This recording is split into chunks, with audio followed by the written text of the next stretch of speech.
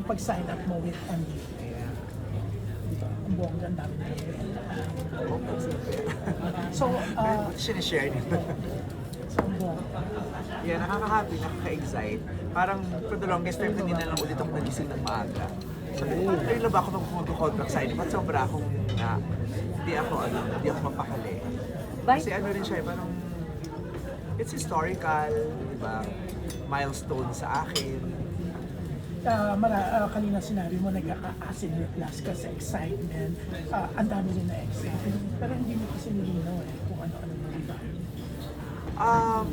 Sa TV5 may gagawin akong projects. Aside from the, kaya yung ano siya media quest. Kaya media quest yung gina kasi hindi lang sa TV5 yung partnership natin. Pero kasama yun sa TV5. I will be doing contents for TV5. But of course with ABS. 2 years? 2 years.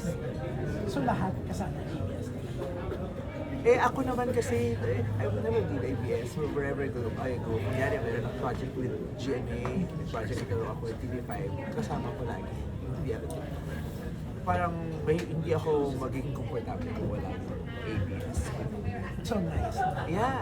And I am very, very grateful na sinusupport nila yung request ko na yun. Kasi parang non-negotiable yun. If ever magtatrabaho tayo, kailangan ng kasama. Talagang walang iwanan. Ay, pwede. At ang ganda ng relationship mo sa GMA. Sorry po? May official name yung production.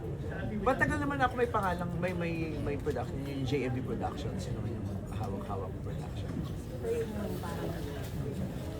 Parang kino-compare nila kasi sa Wednesday, parang ikaw yung parang yun.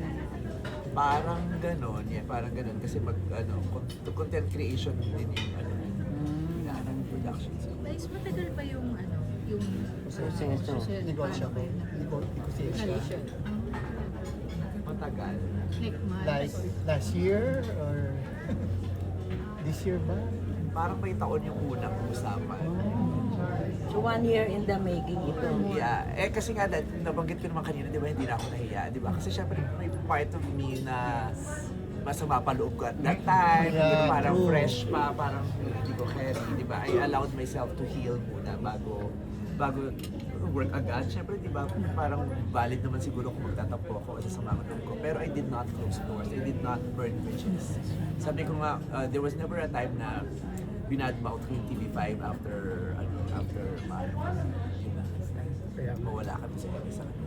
So to what be made clear you lang, finally right? say yes? We were very honest with each other. They allowed me to be honest with them, and they were very honest with me. May mga tanong ako nabigay nila yung sagot, may paliwanag sa akin. We have a very open communication. And yun nga, yung pareho lang kasi kami ng goal din eh. Ang goal namin is mapahaba pa yung era ng television, especially sa Pilipinas, di ba? At least, di ba? So magagawa lang natin magko-collaborate yung mga magko-collaborate at pagsasamahin yung mga iba't iba nating kakayahan. Sabi nga ni Evie ko sa akin, you have what I don't have, I have what I don't have. So, why not unite? So tama na